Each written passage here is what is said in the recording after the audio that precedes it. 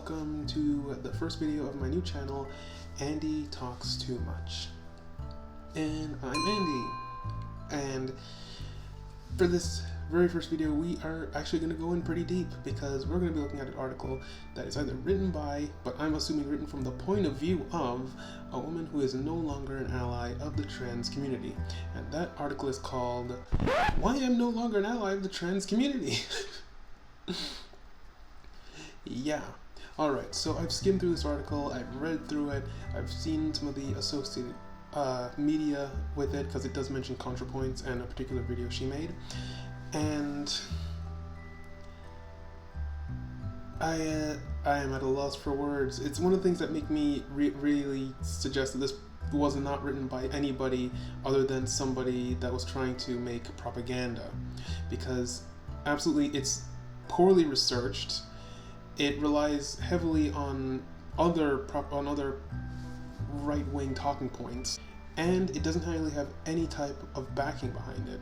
And a lot of stuff they say can be very easily disproven. So let's see what this article actually has to say. Why I'm No Longer a Trans Ally by Bonnie, or by somebody who claims to be Bonnie. Now, I did check out this person's account, and there's nothing here. It's only this article. This is the only thing they've ever wrote, and it kind of just seems suspicious. It is with great regret, I, a liberal cis woman, that's a very specific thing you call yourself apparently, who once subscribed to ContraPoints Patreon, can no longer support the transgender movement. I was once a proud ally in the fight for LGBT rights, but in recent months I have grown steadily uncomfortable with the trajectory of the transgender cause and its social policy and legal implications. Legal implications, you mean like equal rights, equal protection, or maybe really getting one of those really stupid trans panic laws? Though there has been noted progress in the treatment and discussion of supporting people who suffer from gender dysphoria, there has been a missing element to the dialogue, that of reciprocity. I'm not sure if I said that right, by the way.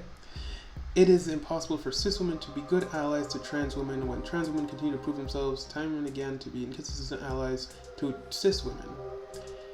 Now, speaking from personal experience, I have never seen that happen, where trans women have never been good allies to cis women. I have never seen that, at least not in my own experience.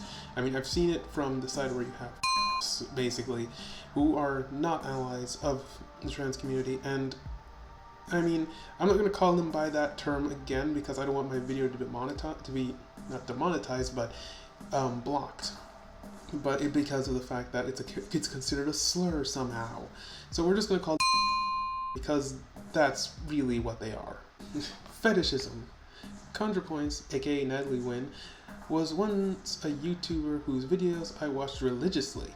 Witty and entertaining, Natalie has tackled various subjects surrounding transgender issues and given valuable, authentic commentary on what it feels like to be a transitioning person. ContraPoints' latest video, however, made me do a double take. I understand the premise of ContraPoints' YouTube channel is to provide an entertaining way of looking at political and social issues, mixing performance art with philosophical discussion. But the characters in Trenders looks like a drag queen. A fact ContraPoints even mentioned herself on her own Twitter feed. Natalie Wynn's characters have unhelpfully become the crude caricatures of women identity as one of their main issues with the transgender community. Okay, I find it very odd that you're singling out one of the most popular trans content creators on YouTube. Like, you're just singling out her. Like, it feels like you're trying to do it specifically because if people search the name, they're going to get this article. They're going to get this article really easily or something, because this entire article is just propaganda. And I feel like that's what you are doing here, because the rest of this article doesn't, when it mentions ContraPoints, really doesn't make sense at all. A critique of transgenderism is that in order to pass as a woman, trans women have to conform to the crude gender stereotypes feminists have been trying to free women from for the past 50 years. Women, feminists say, should be treated as human beings in their own right and not exist solely for the titillation and servitude of men. In my teenage years, I was chronically bullied for not being small, thin, and girlish enough, despite being a perfectly healthy and outwardly feminine young woman. I simply didn't conform to a male fantasy, and being a teenager, why would I? Okay, how people choose to present themselves is absolutely none of your business. If they want to dress in a way that seems really, really feminine, or at least a certain way, like that, like that's their own decision. They don't, you shouldn't be trying to police how people present themselves and how they choose to dress. That's not your job. That's not something you should be doing. Second of all, I mean, I feel like it should be mentioned that why passing is important to transgendered individuals, because passing for us is safety. We need to do so. If we don't, we can be subject to violence and even death. Like, this is why it's important. And I take it you've never come across people who come across trans women who actually don't try to go for that look, but go for their own look. Some of them go for a more butch look. I mean, I'm not sure if I want to say it like that, but you know what I mean. They don't go for the standard femme look too much. There are plenty of people who don't, but you just looked for the ones who actually do and decided to say, oh, that's all of them. Another substantial critique of transgender community is that transsexualism stems from a fetish called autogynephilia, a term coined by Dr. Ray Blanchard. FreshPoints has tried to disprove autogynephilia theory by addressing it through the video shown above, but there's just one problem with this. Around the time the Transgenders video came out, I became aware of a softcore porn model called Belle Delphine, who infamously sells her own used bathwater. Belle Delphine specializes in Lolita porn and pet play and a Hagao photos, I have no idea what that is, and unashamedly caters to fetishists. What struck me most was the similarity of Belle Delphine Catgirl characters to the ContraPoints character Tabby, both in colored wigs, faux cat ears. ContraPoints Catgirl is just as fetishistic as Belle Delphine's Catgirl. There are recognizable elements of fetishism everywhere characters Wynn has created. Yeah, sure. Yeah. They look exactly the same. I mean, I can't tell the difference. Yeah, I did watch the video, and it feels like you didn't look at it at all, and you nitpicked on one little thing to say, ha, there we go. She's a hypocrite. Like, this feels like you had to dig deep for this and look for one similarity for it. You found out about a porn star, and then you found out about the bathwater porn star girl, and then you somehow said, they're exactly the same, despite the fact that you didn't even consider the fact that maybe they just, like, you can't even consider the fact that, there are plenty of people who do the catgirl thing. Like, there are so many other people. You just assume that they just all copied her? Bad sports. Another issue on which I feel like I'm being constantly gaslighted is the issue of trans women in sports. Somehow, natal male individuals with no previous record of gender dysphoria are being allowed to transition and compete in women's sports. Anyone who criticizes these trans athletes is hounded for being homophobic. Alright, there's something I actually want to get through here, and that is the issue of gender dysphoria. Now, this is something I already knew because I've already spoken to a few people about this, but here is actually something that comes from a psychiatry website on an article that was written by Jack Drescher, MD, and Jack Paula, MD. One was a psychiatric in a private practice, the other is a clinical professor of psychiatry at New York Medical College and an adjunct professor at New York University. Here's what they had to say about gender dysphoria.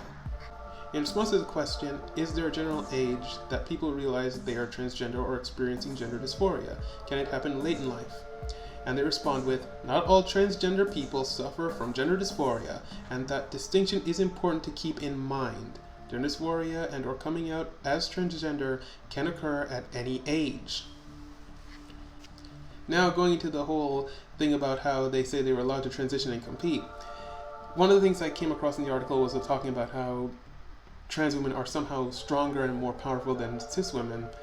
The thing about it is, when you go through hormone treatment for HRT, it messes with your body fat, your bone density, and your muscle mass. It actually causes more body fat mass to build up at the same time, from what I remember when I spoke to a doctor about this, and it does lower your muscle mass and your bone density. Like, it'll essentially make you weaker. So one of the things you actually do during transition is you have to try to maintain your bone density and your muscle mass, because those are going to go lower as you go further on. So we're just going to go past the sports thing, because those are the things that she talks about, basically, because I just went over that. We're going to skip on down to unsafe spaces. Since the 1970s, feminists have designed special spaces for vulnerable women. One of those new spaces were rape crisis centers, where women could seek refuge from male violence. Many RCCs are women-only safe spaces and provide women-only services, a whole host of good, well-intentioned reasons. In light of this case, Kimberly Nixon versus Rape Relief case struck me as one of the most spiteful, po-faced, counterintuitive, and anti-women things a member of the trans community has ever done. Until early this year, when Vancouver Rape Relief and Women's Shelter was stripped of its public funding after pressure from trans activists. So one of the things you need to understand is that trans individuals are at risk for sexual assault and rape. So one of the things that happened in the case was that Vancouver Rape Relief and Women's Shelters was sued for discrimination after they argued that Kimberly Nixon, a transgender individual, did not have proper life experience as a woman from birth and could not volunteer as a peer rape counselor. Now, the thing about the case was that it involved a trans woman actually suing VRRS for discrimination because they would not allow her to volunteer as a peer rape counselor. This does pose an interesting problem here, because trans women are at risk of sexual assault and rape, and this doesn't seem fair at all. I can see why they don't. I can see what the problem here is. That one of the things is that you're discriminating against her and actually having the right to help anybody. You're actively just kind of keeping trans women from accessing this service when they do need it as well. Trans women are at heightened risk, particularly teenagers and young adults, because oftentimes their parents do throw them out of the house and just leave them to their own devices simply because they can't accept them. They are at great risk for this type of thing, and you're basically just leaving them out in the cold. So I can understand why. I mean, I don't understand this person's perspective of this, the person who wrote the article, because, but then again, this is all a propaganda piece.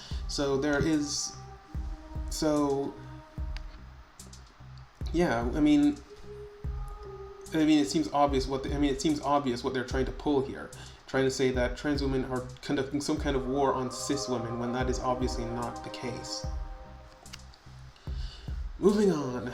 Cases like these make wonder if trans women care about cis women at all. To take funding and service away from women who have been victims of male violence to satisfy the feelings of trans women does not feel like a win. This is not about satisfying feelings. This is about creating a place where all women can actually feel safe from sexual violence. And if you can't understand that, then why are you even bothering to make an argument here? I mean, this is one of the reasons why it made me say that this is not an argument made by a person who says who they are. It says who they are, because it doesn't seem to be very well researched and not very well thought out. It feels like it was written like I said, it feels like it was written as a piece from the point of view of somebody who doesn't exist. And I'm afraid the argument that trans women are women doesn't wash when there are predatory members of the trans community and sometimes predatory natal men who use trans identity to get inappropriate access to women's spaces, such as transitioning rapist Karen White. Okay, first of all, just because somebody is that does not mean everybody is that. And I don't like those things, oh, we need to be safe. No. You need to be sure. No. What you're doing is discriminating against an entire group of people because of what one person did. You don't even seem to consider the fact that women can sexually assault other women and then at the same time not be attracted to women. That can happen. The same thing can happen to men. Men can be sexually assaulted by other men, and there's no sexual attraction at all and there's no sexual attraction. That can happen. I don't understand how you don't understand that. I don't understand how people don't understand that. It makes practical sense for an organization like RCCs that work with vulnerable cis women should be hypervigilant against such individuals. So what this person, no, okay, look. I'm not going to read the rest of this because that part is just trying to instigate a moral panic against trans individuals. There's enough of that. There has already been enough of that. And finally, attractions to martyrdom.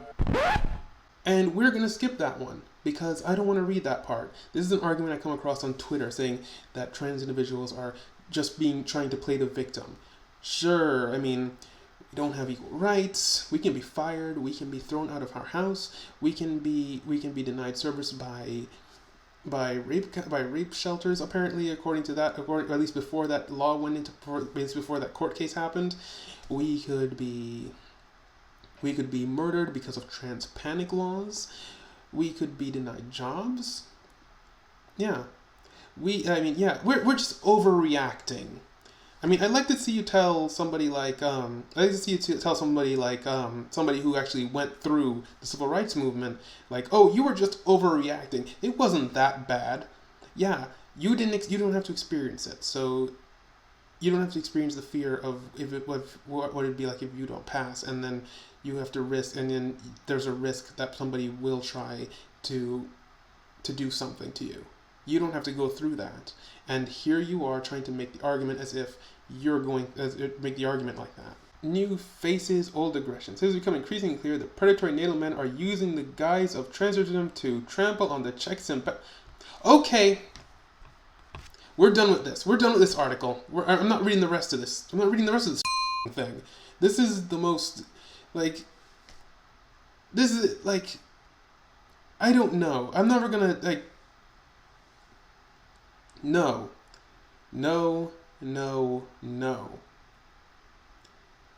I don't think it has to go without saying that that is obviously not true. That obviously is not true at all, and I don't think it needs an explanation as to why it's not true. One of the things this person advocates later on in this article is saying that before being allowed into access to appropriate female-only spaces, trans women must have to undergo hormone replacement therapy and gender reassignment surgery. The thing about it is, not all trans women go through those things. Not all of them want hormone therapy. Not all of them want gender reassignment surgery. It's wrong to force that on people. It's wrong to force those standards. Not everybody wants those things.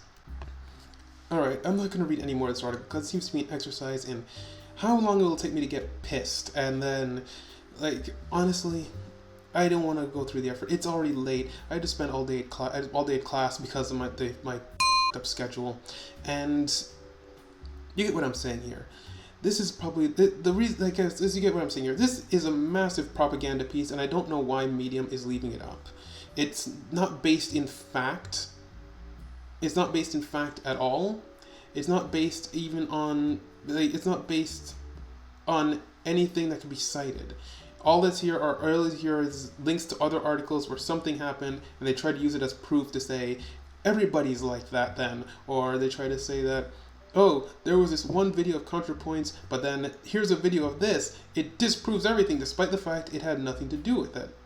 It's like this. It's like I said. This it seems like it says it's written by a former liberal trans ally, but it doesn't come off like that. It comes off like it's written from somebody it's deeply entrenched in the propaganda that's been spreading, because this is all the propaganda that's been spreading over the last few years, and some of it's not even new propaganda. It's like the oldest. It's like really, really old, and this was written back in July. So it seems like it's written by somebody who's deeply entrenched in these beliefs, but is trying to make it sound like it was written from somebody who was part of the movement when they weren't. There are so many things wrong with this article, and I don't even want to go into everything. I just hit the major points to say that, Bonnie, you are and the fact of the matter is, I don't know why anybody would want to be this way. I mean, I'm assuming it's because they had the ability to be anonymous, considering this is a pseudonym, according to the end of the article. Alright, so that's the first video. That's my first video for this new channel. Hopefully I'll make more. This felt exhausting. Alright, so be sure to check out my other videos, as well as Prizebox Productions other videos, our channel is Prizebox Gaming, Prizebox Reacts, and check out my other channel, The True Andie M. Thanks for watching, and stay jamming, everyone.